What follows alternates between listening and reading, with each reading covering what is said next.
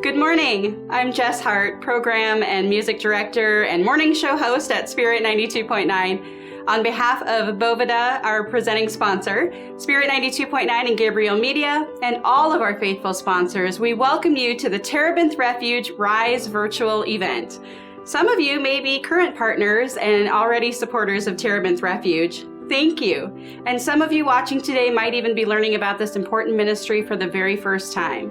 We're delighted that all of you are with us today. The world of trafficking is a dark place that is nearly impossible to escape. Our friends at Terebinth Refuge are truly the light that brings hope to the darkness. Here with me to tell us more about that is Mike Hausman, Chair of the Board of Terebinth Refuge. It's my pleasure to join you, Jess, and all of you who are watching today. Terebinth Refuge is a Christ-centered shelter and safe home that brings hope, healing services, and freedom to sexually exploited and trafficked women. You know that trafficking and exploitation is a serious global and national issue, but it's also happening here in our own communities. The good news is that together we can do something about it. One purpose of this event is to raise awareness, and we are grateful that you are sharing your time with us to better understand what's happening in our area. Your time is valuable, so we've worked hard to present you with relevant facts and inside stories during this short event. Rise is also our most important annual fundraising event. As you watch today, you will see how we are working to help women rebuild their lives with hope and dignity and create a life of health, stability, and independence. Terebinth Refuge is the only home of its kind in central Minnesota, and we regularly receive calls from women seeking help. Your partnership is necessary to break the cycle of sexual exploitation and abuse and to help women heal. On behalf of the Board of Directors, I ask you to make a financial gift as you are able at any time throughout this program, and we thank you in advance for your generosity. Through the next half hour, we believe that you will be informed about the important work that Terebinth Refuge is doing and be inspired by stories of hope and healing. As you've heard, you'll have an opportunity to partner with us. Your support will have a life-changing impact on the lives of survivors of sexual exploitation from right here in central Minnesota and across the state. Through this event, our goal is to raise $150,000 to provide immediate safe shelter, transitional housing, and comprehensive services to help survivors of sexual exploitation and trafficking attain freedom and safety. We know this is a huge goal, but we serve a mighty God. We also invite you to support us through the power of prayer. We do this work with God's guidance and for His glory. Will you please join me in prayer for this event now as we prepare to begin? Heavenly Father, we commit this time to you, and we know that this work can only be done with your help. We thank you for working in the hearts of the women we serve, and we ask that you would work in the hearts of the people that are watching this program now. And we just give you all glory and praise in Jesus' name. Amen. Thank you, Mike. Now, as we get started, it's my pleasure to introduce Wade Park Chief of Police and Terebinth Refuge Board member Dave Bentrude, who will help us understand the realities of sex trafficking in central Minnesota. I've been with Wade Park for 12 years now. Prior to that, I spent 16 years with St. Cloud Police Department. So I've been in law enforcement really in central Minnesota my whole career and seen a lot of changes in that time. And the emergence of trafficking issues has been one of those unfortunate negative changes that I've seen in my career. I think there's the perception that it's really not an issue because it is not as overt as you might see in other larger cities. You know, we don't have the streetwalkers, so it's not as visible. Most of the buyers of sex meet women who are selling themselves, you know, in parking lots, local motels, private residences, apartments or houses. So it's happening, again, it's just not as overt. One of the primary ways that we see women getting recruited into prostitution is the trafficker getting them hooked on narcotics and dependent on them for narcotics and their access to it. That seems to be a very common technique. We've seen traffickers who will engage a vulnerable female through social media. That person who talks on social media about being angry at their parent or being bullied at school, those that are vulnerable, those that have been victimized, and try to exploit them further. You know, hey, I want to be your boyfriend, shower them with gifts, and try to charm them into the lifestyle. They'll get them to do a trick with a buddy, film it, and if they don't do another trick and with somebody else, they'll show the video to mom or dad or grandparents. So it's almost kind of a blackmail, coercive kind of thing. 23 copy suspicious activity. Office concerned about a juvenile female being trafficked. Well, after we started really working trafficking cases, there were two things that we recognized. One, I felt that we really needed to figure out a way to get full-time investigators involved in these cases. The other thing that we recognized is if we had contact with the woman that was being trafficked and they disclosed that and they wanted to get out, we needed to figure out a way to put them in a safe place. We really had no options for that until Terebinth Refuge came along. Terebinth has been a great addition to our fight against human trafficking in central Minnesota and the services they provide. Wow. Thank you, Chief Benchard, for taking the time to share your insights and the realities of trafficking in our region, and your heart for Terebinth Refuge and the women we serve. Some of the things that the Chief spoke about might have been a surprise to you. I know my eyes were opened. Learning about what women and girls go through while being trafficked and the barriers they face when trying to escape sex trafficking is disturbing. I commend you for attending this important event and for having the courage to dig deeper into this issue. To help us better understand some of the dynamics that Chief Benchard mentioned, we encourage you to continue watching to learn about what daily life and the comprehensive healing process looks like for residents in the safe home. Working at Terebinth Refuge, I get the privilege of helping women when they come in escape the life of sex trafficking. I get the honor of meeting so many different women that are looking for that freedom and that hope.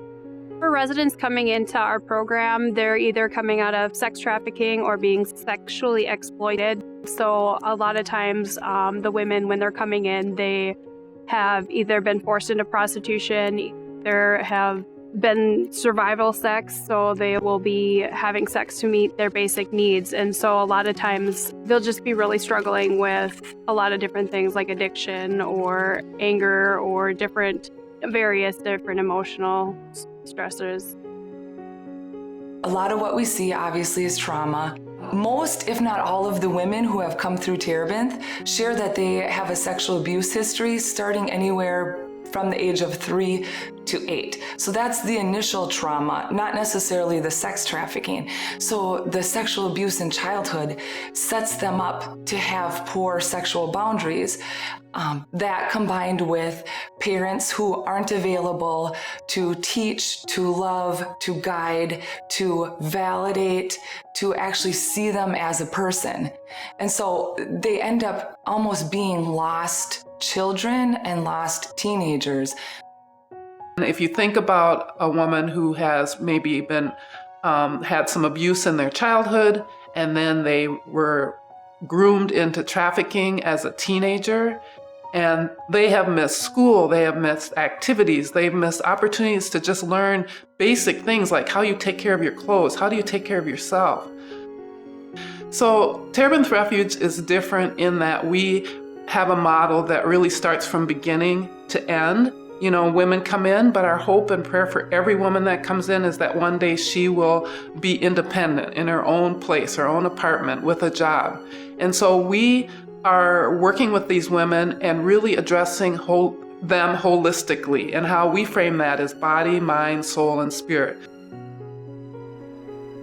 The services need to be integrated in a mind, body, spirit kind of way, because early on during the childhood sexual abuse, Oftentimes there's dissociation where your mind goes away from your body because what's happening to your body is too difficult for your mind to comprehend.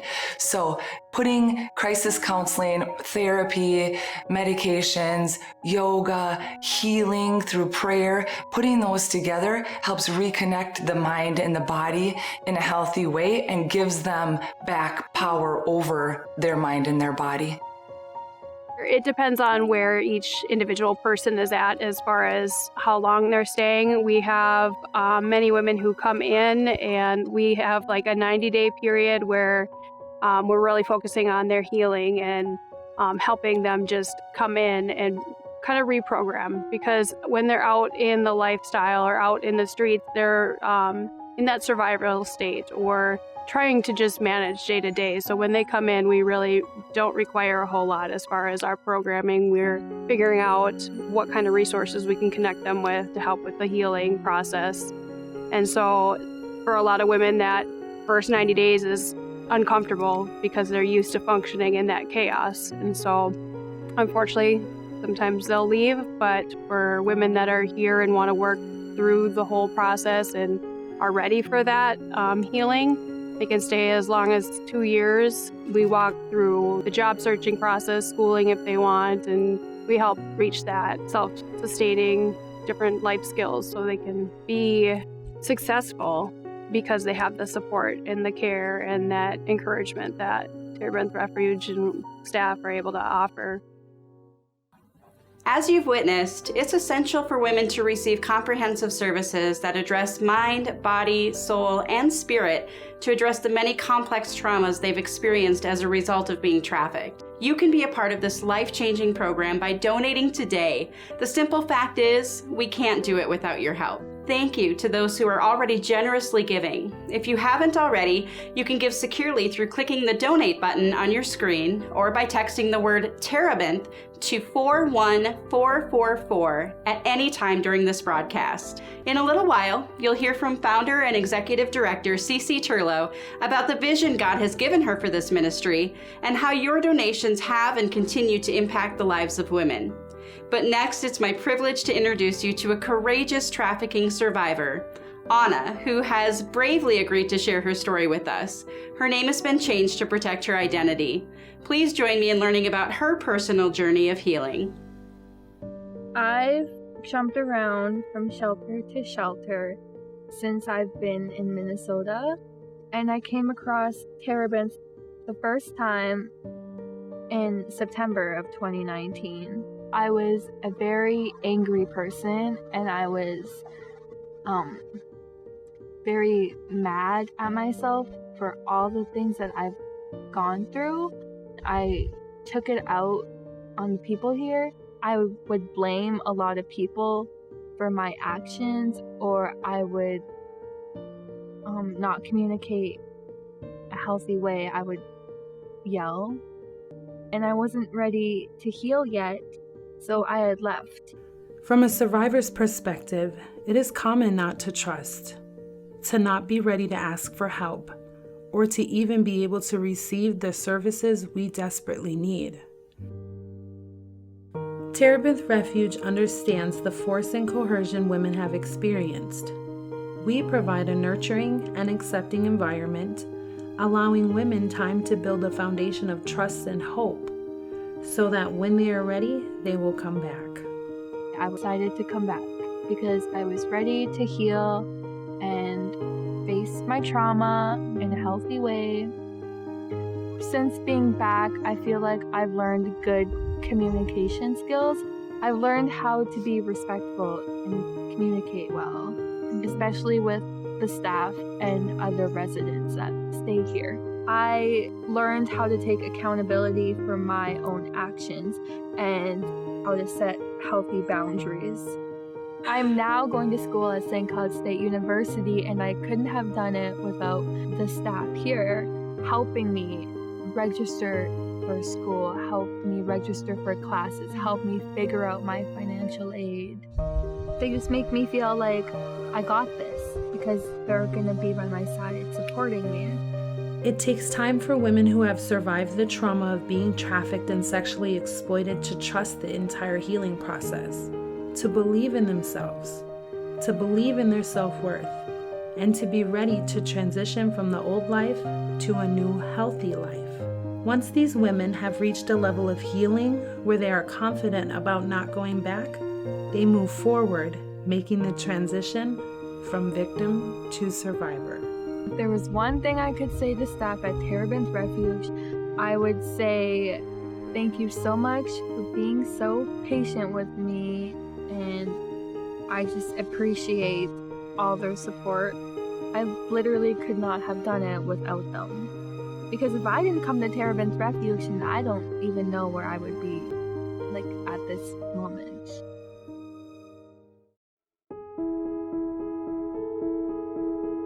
God gave me a vision for this program many years ago in a really special way, but part of what was spoken to me was that I would one day have a nonprofit of my own design in which God would be an integral part of the healing process, and that it would be for women who had been broken and hurting, and it would be a refuge, a safe place. Prior to that, I was already doing a group for sex-trafficked teen girls at a program called the Heartland Girls Ranch. But then it wasn't too long after that that God really impressed on me that there really isn't much in our state for adults. And he opened some amazing doors, and I ended up landing in St. Cloud community and knew this is where I was supposed to be. City of Waite Park has been just instrumental in helping us to be grounded and to be able to start our program. And they did that by offering us a free home for the last just a little over 2 years. And then we knew that we were going to eventually potentially have to move. But the City of Waite Park worked with Martin Marietta. This company chose to buy the house from the City of Waite Park and lease it back to us for free. So we are permanent. And the combination of the City of Waite Park and Martin Marietta, I couldn't begin to tell you how much joy and how blessed I am that we would get this amazing gift. And so we just, to have a company decide to just give us a home is a miracle. I'm really excited about the future for Terebinth Refuge because I know that one of our main needs is to have 2 homes because we are 2 programs. We're shelter and transition. We move them through. We want them to come to shelter, and our prayer is that one day they'll be in transition. The reason we need 2 homes is shelter is coming and going. A woman might come and be there a week. They might be there a month. We want them to stay, but that doesn't always happen. So when they get to a point in their healing and they are beginning to, they've done employment readiness and they are ready to work and they're making money and saving, we are moving them into transition because they are at a point where they're not looking back. They're like, I want to have my own place. I want to be independent. I want to make my own decisions. And by this time in transition, it's a more stable house. And so I think we've seen a few times where women really struggled to be in transition, because right now we do both programs in one house because they have the chaos sometimes of women coming in who don't stay and are struggling. And so we really want that separation. So that's one future, and I hope soon, thing that happens for Terebinth Refuge is the 2 homes. The other vision and exciting news that I can say is that it's always been in my vision to have a social enterprise, and that would be, the purpose would be so that women can learn what it is to run a business. Who knows which of our women will do that one day. And also give them opportunity to practice employment skills, and then also really just be able to grow in skills so that when they are ready to go out in the community and have a job, they're going to feel more confident. And so our social enterprise would be for shelter women, and it, again, is part of that education process. Well, this is God. We have a volunteer named Kim Gregor who actually has her own home-based business, Basic Care LLC. And she had scoped us out, and then one day she shared her heart for giving us her business. And so we are in that process right now of looking at taking about a year to take over the whole business, but to slowly start, we're making some of these basic care skin products that are very natural and really good. I love them. And our women are starting to make the soaps. And what's really exciting about this, it's survivor-led. So we have one of our graduates she had shared with me a year ago or so how she, even in the life, had a vision to one day give back.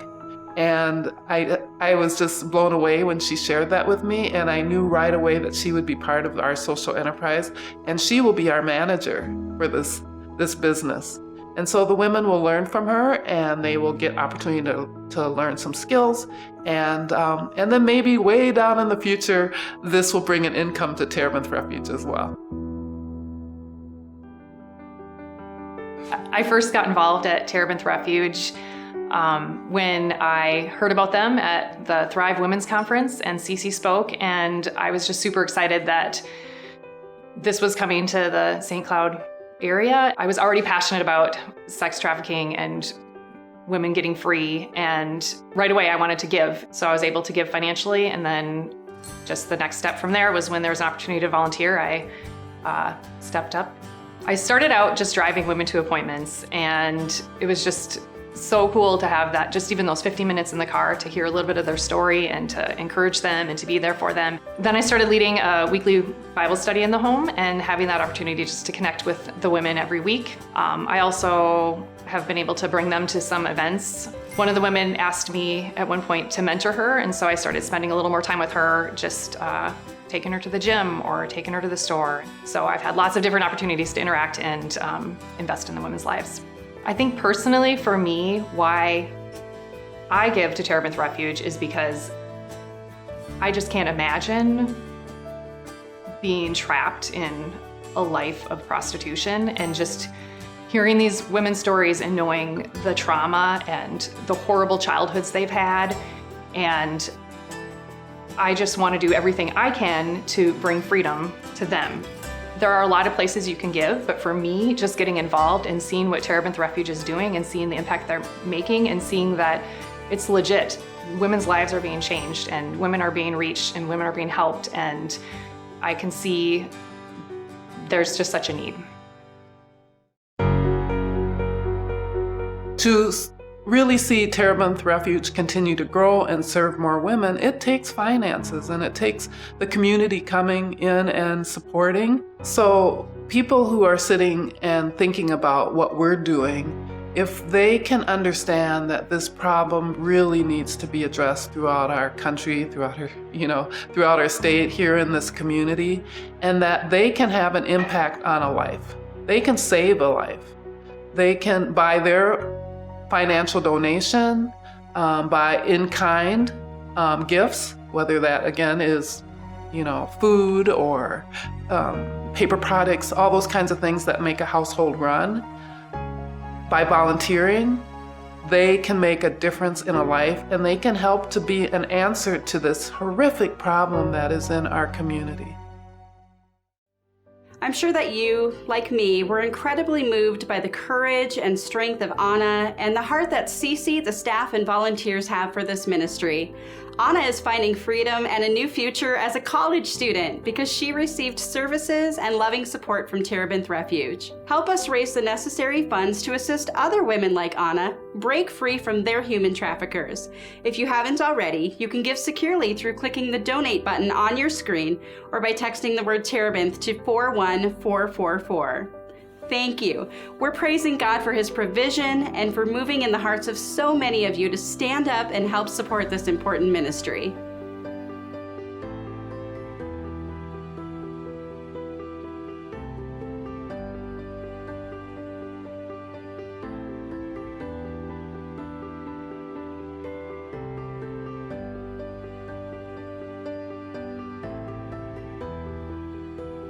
We are so grateful that you have taken the time out of your busy lives to learn more about this important ministry. As we come to a close on this amazing event, it's my sincere hope that you've been informed and inspired and are ready to make an impact. If you'd like more information on this worthy ministry, you can visit their website at terebinthrefuge.org. Thank you again to those who have already generously given. Together we rise to provide support for women who have been sexually exploited and trafficked so they may rise to be all that God has made them to be.